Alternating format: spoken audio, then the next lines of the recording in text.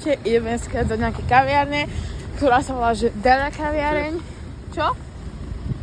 Kto je tam ešte? Čo? Kto je tam ešte?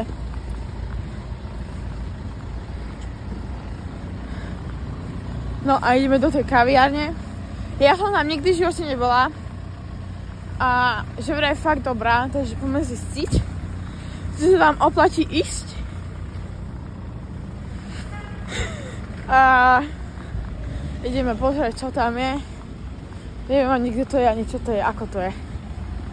Však, na čo? Sme si objednali kávu. Máme espresso a mám... čo nám ešte opoviem? Mám krásny výhľad na rozbúrené cesty a škaredú bytovku. Doma sa nudíme, takže sme si takto sadli. Je príjemné dneska počasie, asi okolo tých, koľko stupňov? 5? Hej. 5 stupňov, krásne. A tu sme si sadli do tohto Dada kafe. Čo? Lebo takto sa mi lepšie drží a takto aj je lepší pohľad. Latečko? Hej. Či kapučínko? Latte. Pekne latte. Veľa mlieka musí byť v tom, ja to milujem. Napenila mlieko, kávu. Napenila, proste to je také ešte... mi s telefónom. No. Co tým to chceš? Nie, na čo?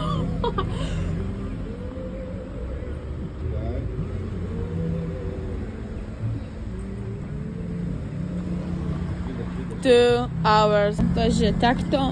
Zrejme sa ešte učí naparovať to mlieko, ale... Nie, takové to nejde. Hej, asi ešte je len začiatočník, lebo mamka si lepšie naparuje, ale to nevadí.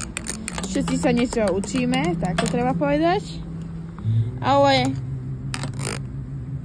nevadí, ale poháre majú celkom pekné. Ujde to? Čo? Ujde to. Ujde to. No čo, chutí ti kávička? No, som chvíľa lepšie. Hej, však samozrejme srdcovka robí mi tej najlepšie kávy. Ale na to, že to je v Macedónsku, je to dobrá podľa mňa.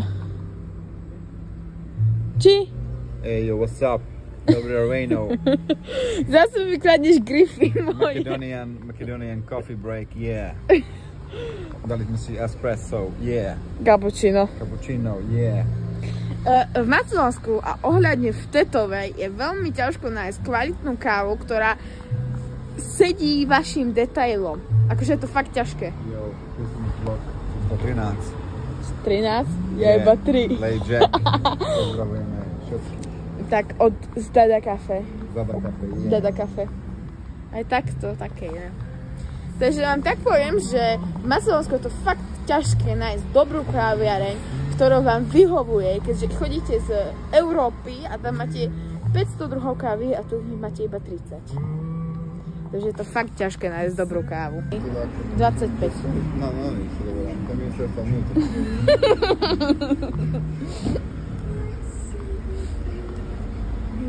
Jo, pohovorí.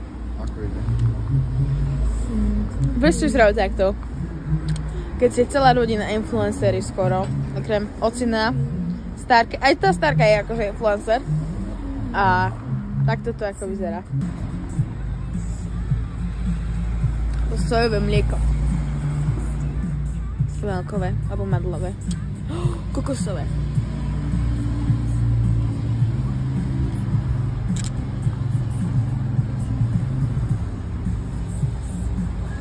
Teraz bežne.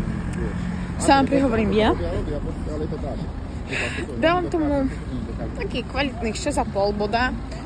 To prvé, čo mi vadilo na tom najviac, bolo to mlieko, že akože vôbec ho nevedela napariť a bolo to iba teplá pena.